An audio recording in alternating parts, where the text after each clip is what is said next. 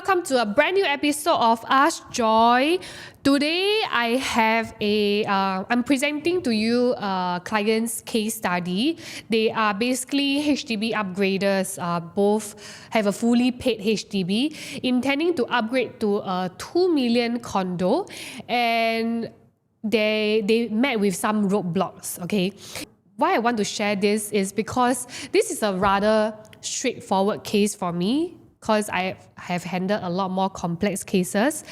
But what really surprised me was that this particular client, they met more than 10 agents, and they presented to all these agents, right, the 3 key problems that they have, the 3 key obstacles or roadblocks that they have. And they told me that none of these agents were able to solve all these 3 key issues, which made me realize that, hey, I think there is a very significant knowledge gap in the market. And so I want to use my channel to share with you guys all these problems and the solution to these problems, so that if you are a buyer or you're a seller or you're a agent yourself even, right, when you watch this video, you know that you can use these solutions that I'm providing to help solve your problem. Okay, so let's proceed with the profile first, the client profile first.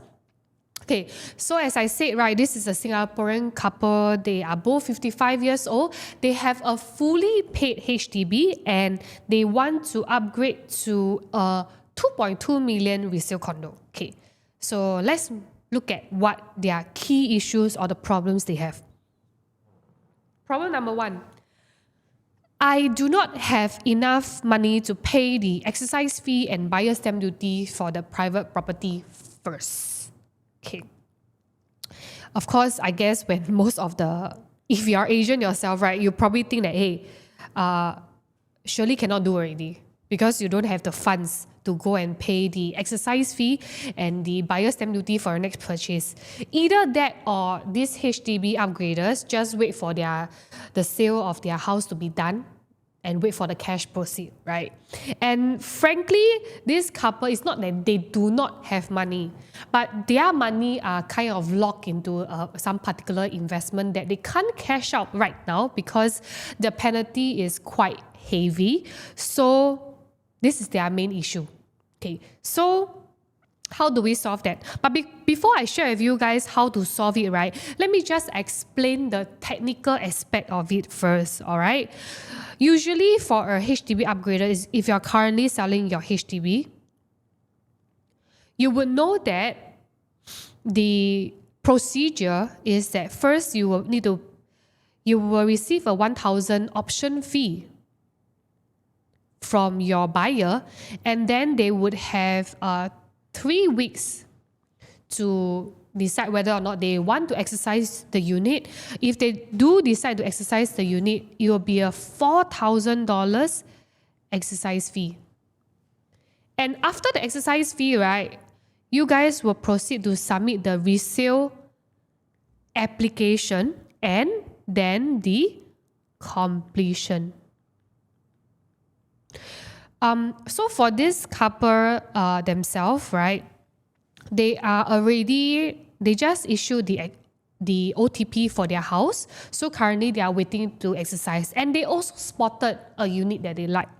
So as of now, they don't have any cash because the cash will only come here, which is upon the completion. Their cash proceed will only come upon the completion, which they cannot wait until then because they do not want to be renting elsewhere and they do not want to be homeless basically.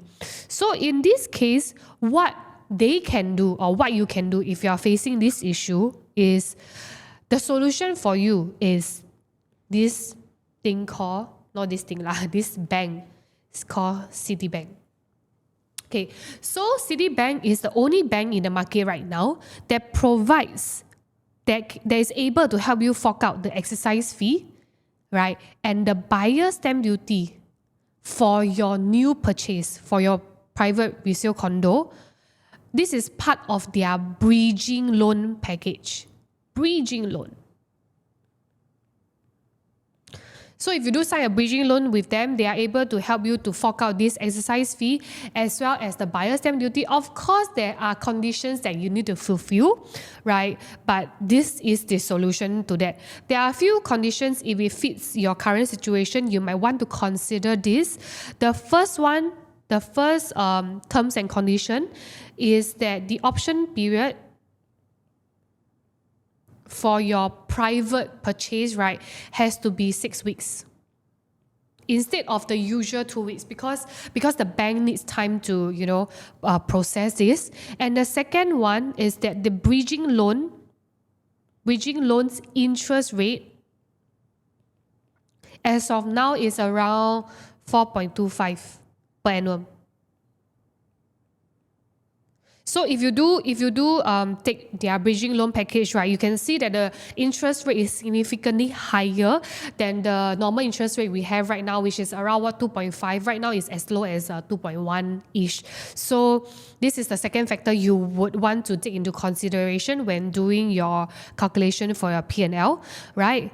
And the third one, the bank will need to check your eligibility. What do we mean by that? They will need to, of course, see if you have sufficient cash proceed upon the completion to actually repay them the exercise fee and the buyer stamp duty for this, okay? Because it's quite a heavy amount. If these HDB upgraders, they were to not wait for the completion to happen for their cash proceed, right? They need to fork out around approximately 170,000 for their new purchase because this makes up the exercise fee as well as the buyer stamp duty. Okay, so I hope this give you the solution to if you have a similar problem. Second problem, right? Second problem is a very, very common issue, which is that mortgage is too high. It's very stressful, which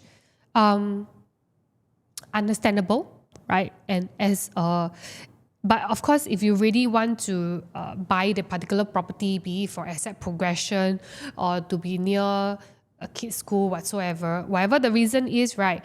My job here is to solve your problem.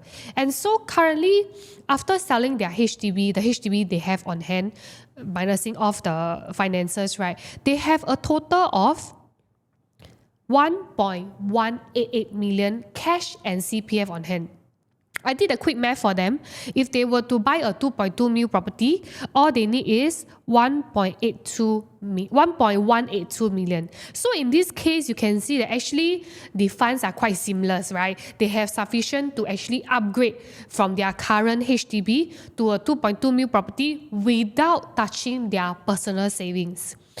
Over here, they are only eligible for a max loan of 1.1 million because they are 55 years old, so the loan amount, loan tenure is also shorter. So if we were to look at the 1.1 million loan amount, right, based on the interest rate of 2.5% and their loan tenure of 10 years, their money mortgage is actually 10,000, which they find it stressful because their current income is 20K and minus off the money expenses for their household. Actually, this can be quite a lump sum for them. So the solution to this problem is to stretch tenure. What do I mean by this? Currently, right, they only can loan 10 years, right? So just take out this loan package first. After that, when you are due for a refinance, right, you can refinance to 20 years. You can stretch your tenure from a 10 years to a 20 years because up to 75 years old, right? And so your money mortgage over here will be 5.8K. Perfect, right? Because of this, then I guess it's also less stressful, and this 5.8K, they can also use their CPF. So after deducting, right, every month they need about 1,000 plus, close to 2,000 cash. Yeah, which is very, very comfortable for them. right? So yes, that's a solution for if you find your mortgage is too high, it's very stressful, and you are of a certain age, a older age, because you cannot get a full loan tenure. All right, last problem, which is we want to keep some of the cash proceeds for rainy days. Okay, it's an issue here because, right, as you can see over here, whatever cash and CPF they got back from their house is just nice to cover the purchase price of 2.2 million. So either they reduce their purchase price, if they want to stick to this purchase price which they wanna, then we have to do something, right? So, and they did give me quite a tall task. They wanted to have at least 100 over 1,000 cash on hand after they buy. So how do we solve this issue? Okay, right over here, we can use this technique called show fund.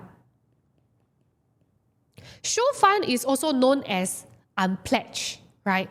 So just now I mentioned earlier that they can only loan 1.1 million. Over here, I can actually increase their loan from 1.1 to 1.3 million by showing fund. Showing fund means that they need to show the bank approximately 500,000, right? If they were to show this amount to the bank 2 times, one is upon the signing of the letter of offer, the other one is upon the bank disbursement, they will be able to increase their loan from a 1.1 million to a 1.3 million. And because of that, they would have 200,000 cash on hand. Perfect, right? After you do this, you can have a safety net, or rather you can keep this 200,000 in your pocket from the sale of your house. And this 200,000 can be your rainy day funds, can also be the funds where you pay your mortgage. And I think I calculated that, they calculated somewhere, if they were to take this 200K, they can actually sustain their mortgage for quite a number of months. So when they do this, right, if you want to further actually maximize it, what they can do is that after taking the 1.3 million loan, they can use the previous technique of stretching tenure to 20 years. And if they do this, their money mortgage is only 6.8K. From a 12K to a 6.8K. Amazing, right? So all these are different modes of financing. Should also be, they should also know, when to present all this in order to help clients when they met with such roadblocks. Of course, our job here is also not to, we don't want you to overstretch yourself, but we also want to make sure that everything is properly planned so that you are not too stressful about money mortgage. You want to make sure that all this is within your own personal affordability. Okay? And so, yeah, that's how I clear all these 3 key problems. So, I hope this video actually benefit you in some way. If you do have any issues, if you do meet with any of the problems that I have mentioned, do consider all these solutions, because trust me, it do work. Okay, and of course, if you have other issues, if you have other problems that you feel that is a bit challenging, I don't know how to solve it, is there any solution to this particular problem that I'm facing right now during the sale and purchase of my property, please feel free to reach out to me via the following method. Okay, I'll be happy to actually assist you. If not, then I will see you in the next episode of Ask Joy. Okay, remember to, of course, like and subscribe to this channel, because it really will mean a lot. I will be able to share a lot more tips with you. All right, see ya.